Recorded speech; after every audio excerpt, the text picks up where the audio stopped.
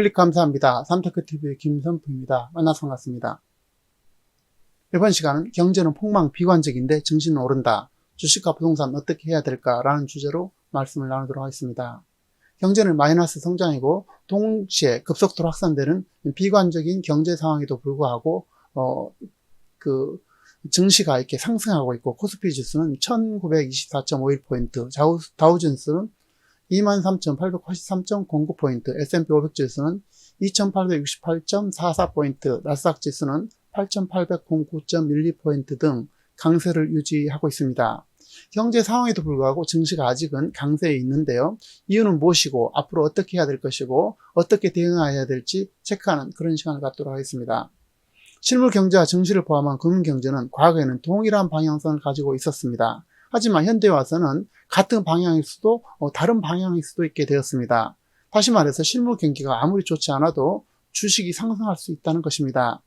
현재 경제의 핵심 키워드인 코로나 사태는 유럽과 미국에서 최악은 지나고 정점을 지나가는 모습이나 아직은 전 세계적인 관점에서 볼 때 완전한 종식은 기약이 아직은 없다 할 정도로 심각한 상황이다 이렇게 말씀드릴 수가 있겠는데요. 현재 상황을 보면 5월 6일자 현재 상황을 보면 확진자 수는 368만 8,822명, 72명, 사망자 수는 25만 8,258명이 되겠습니다. 전 세계 이제 격리 해제 수는 124만 1,657명이 되겠고요. 치사율은 전체적으로 한 7%가 되겠습니다. 한국은 확진자 수가 1806명, 사망자 수는 255명이 되겠습니다. 그리고 전 세계 코로나의 추이를 보면 아직은 상승 일로에 있습니다. 상승 일로에 있고 아직은 상승 추세에 있다라고 말씀드릴 수가 있겠습니다. 코로나로 선진국 경제가 흔들리고 그 여파가 한국 금융시장에 악영향을 미치고 있다는 점에서는 글로벌 금융위기가 유사성을 가지고 있습니다. 하지만 그동안 누적된 구조적 문제가 위기를 더욱 심화시키고 있다고 생각되고요. 먼저 심각한 경제 현황에 대해서 간단하게 몇 가지를 살펴보면 팬데믹 충격은 L자형 장기 침체 확률이 매우 높다라고 전체적으로 정리를 할 수가 있겠습니다. 한국 경제는 이제 이전에도 건설 투자로 어렵게 해서 2%를 겨우 맞섰죠. 그리고 세계 경제 전망은 스티글리츠 로고프는 U자형으로 앞으로 상승할 거라고 예견하고 있고 노브니 교수는 I자형으로 아직은 매우 상승이 아주 어렵거나 또 수직으로 하락한다는 그런 말씀을 하고 있습니다. 한국 경제는 생산과 소비, 수출 등 모든 실물 부분에 타격을 받고 있고 디플레이션의 징조와 고용은 IMF 수준 이하로 감소한 것으로 보입니다. 또 세계 경제와 한국 경제는 그간 경험하지 못한 신종 코로나 바이러스 감염증으로 인해서 충격에 신음하고 있고 코로나19는 실물시장과 금융시장에 순차적으로 또는 동시다발적으로 타격을 가하면서 세계 경제를 위기로 이렇게 몰아넣고 있습니다. 물론 한국 경제도 인근 중국에서 시작된 코로나 탓에 복합적 위기 상황에 직면해 있고 최고의 위기에 도달해 있다라고 말씀을 드릴 수가 있겠습니다. 코로나로 인해서 미국은 6주 만에 실업자 수가 서울의 인구의 3배인 3천만 명에 이르고 있고 3월의 취업자 수는 한국의 취업자 수는 19만 5천 명이 줄어서 10년 만에 최대로 감소하고 있다 이렇게 말씀드릴 수가 있겠습니다. 그리고 3월에 휴직자 수는 126만 명이 증가해서 고용 쇼크가 앞으로 훨씬 더 걱정인 상태다 말씀드릴 수가 있겠고요. 고용 쇼크는 앞으로가 훨씬 더 계속해서 어려움에 처해고 있다 이렇게 말씀드릴 수가 있겠습니다. 그리고 일시, 일용직, 자영업자 등 취약계층에다가 더 큰 타격을 주고 있고 임시 휴직자도 363%가 폭증하는 등 실업자가 될 가능성이 상존하고 있다 이렇게 말씀드릴 수가 있겠습니다. IMF는 4월의 세계 경제 전망을 전세적으로 마이너스 6.1%를 전망하고 있습니다. IMF가 부정적인 그 이유는 지금 사태는 옛날에 금융위기와 같은 특정한 충격이 아니라 사업장의 폐쇄라든지 노동 불능 등 공급망의 혼란을 야기시키고 생산성이 급격하게 떨어지고 있다는 것이고요. 금융시장이 혼란에 빠지고 실업률이 급격히 상승으로 인해서 디폴트 리스크가 훨씬 높아졌다는 것입니다. 전 세계적으로 산업활동이 위축될 뿐 아니라 실물 경제, 소매업 등 위태로운 상황이 처해 있다라고 말씀을 드릴 수가 있겠습니다. 여기에다 이제 유가까지 급락을 하고 선진국, 신흥국 등 모든 곳에 급격한 어떤 위축으로 있고, 그나마 이것도 하반기 해소된다는 좋아진다는 관점하에, 가정하에 이루어진 전망이 이 정도가 되겠습니다.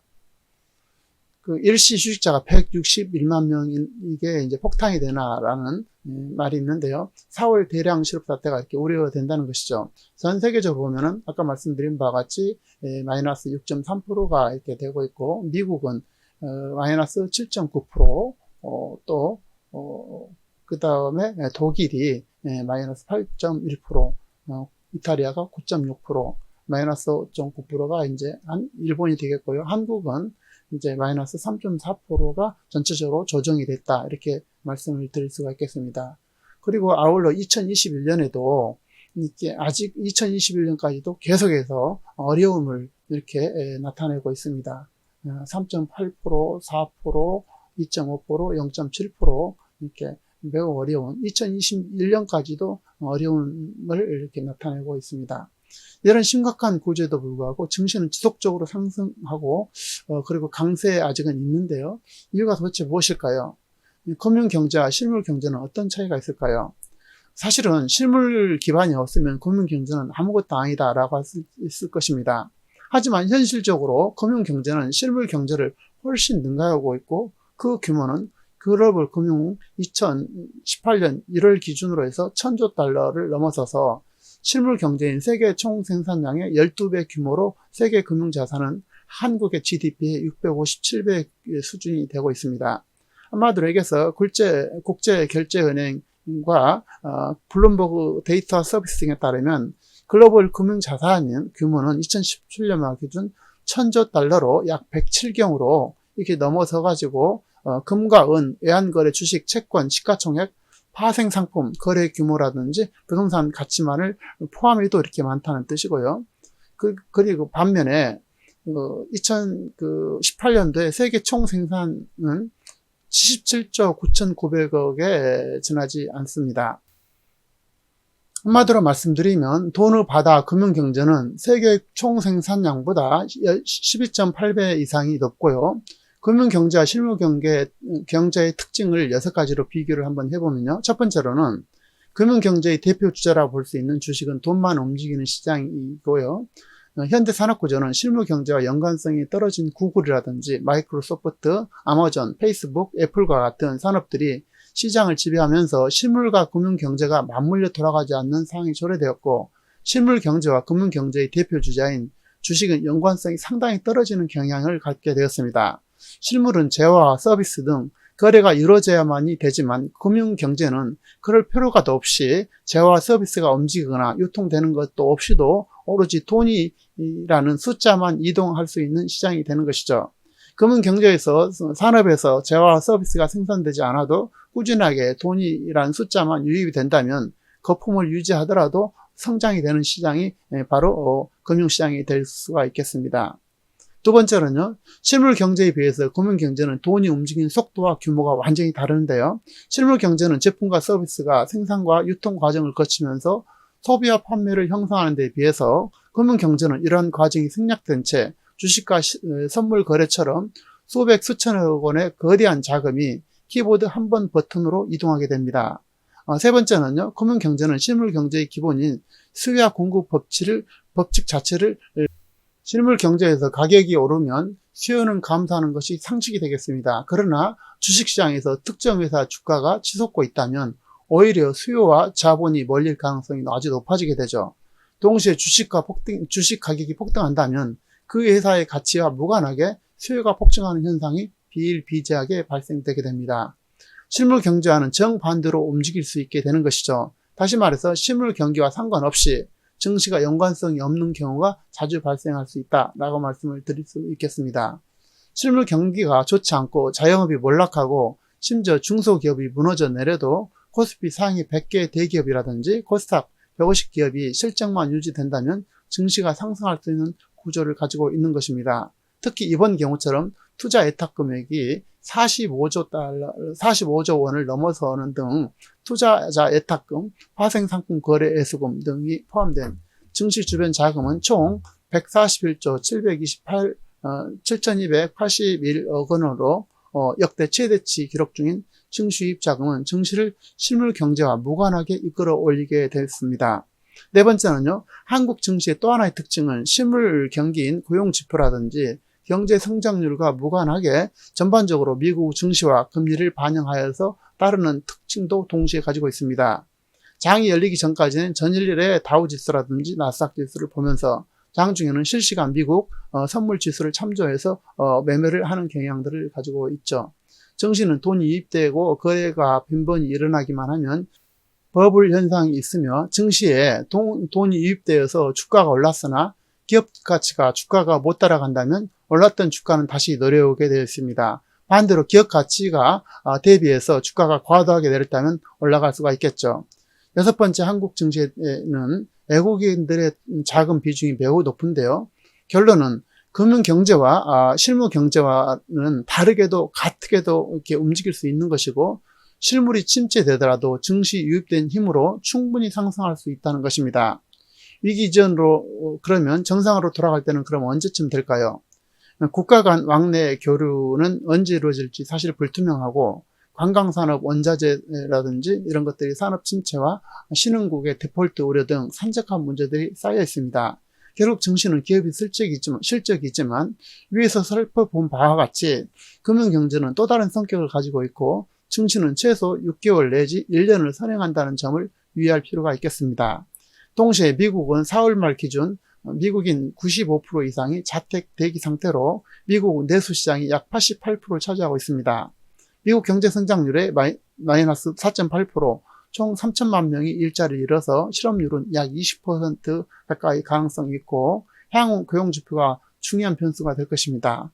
소비 정상화는 기업 투자의 경제 성장이 기초이기 때문인데요. 고용이 침체되면 소비 회복이 늦어지게 되죠. 또 하나는 코로나 치료제가 얼마나 빨리 개발되어서 효과를 나타내고 확진자 수의 증감, 확산 사태가 가장 중요한 변수가 될 것입니다. 미국이 사용하고 있는 부양책은 이미 2조 8천억 달러의 부양책을 사용했고, 추가로 더 많은 것을 연준의 적극적인 대응과 금리 동결, 위기 극복 시까지 모든 수단을 동원해서 기대감을 갖게 하고 있고, 기업이 호실적은 증시를 환호하게 할 것이고, 중장기적으로는 수많은 변수가 있고 등락을 거듭하게 될 것입니다.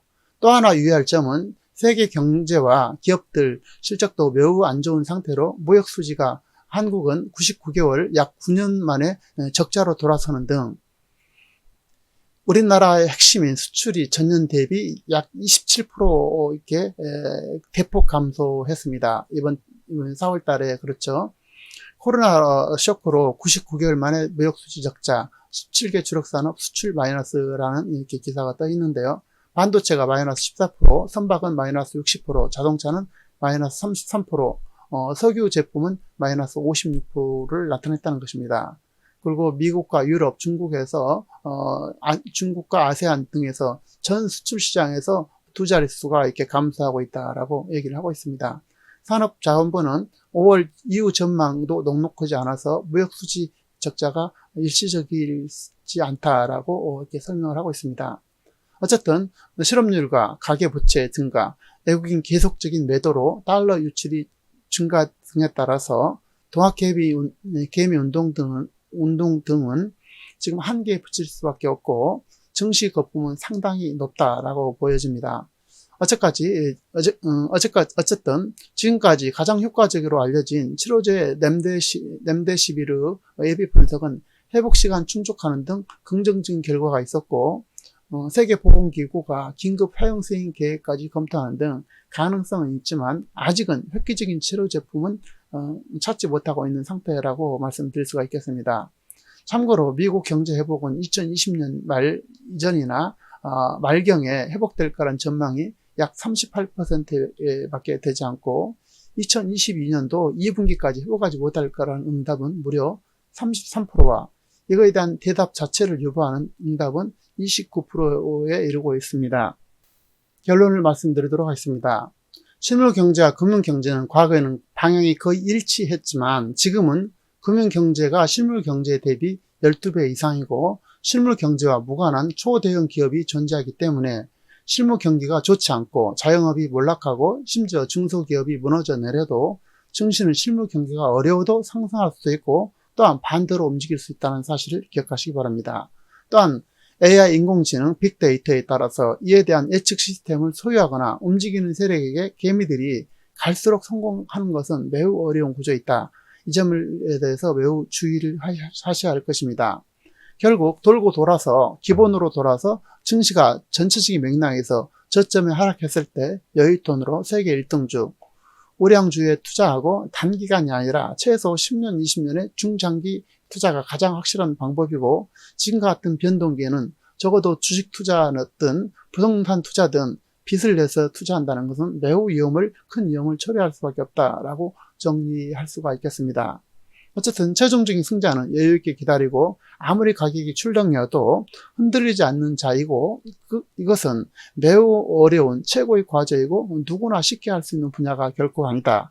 그리고 주가가 플러스 마이너스 30~40%가 등락을 할 때 흔들림, 요동과 동요가 없다는 것은 결코 간단한 일이 아니다 라고 정리를 할 수가 있겠습니다.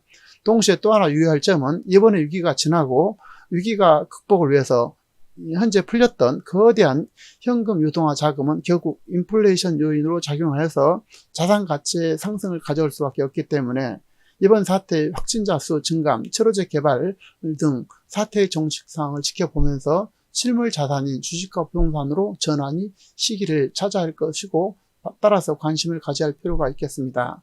하지만 지금은 조용하게 지켜보면서 멈춤과 배움, 휴식이 필요한 시기다라고 정리할 수가 있겠습니다. 본격적인 위기는 아직 시작도 되지 않았다고 할 수 있겠죠. 또한 마음이 견고하지 못해서 흔들림이 있는 분들은 주식은 아예 쳐다보지도 마시고 내 집의 최고의 급지와 위치가 최고 좋은 핵심지 부동산이 답이다라고 정리를 꼭 해드리고 싶습니다. 지금은 현금을 확보하고 안전자산인 달러 현금을 굳건히 지키는 것이 향후에 더 큰 위기를 슬기롭게 대처하는 가장 확실한 방법과 선택이 될 것이다 라고 말씀을 드리면서 내용에 공감하신 분들은 좋아요와 알람 설정 바랍니다. 다음 시간에도 참신하고 유익한 정보로 저희 돌아오겠습니다. 고맙습니다.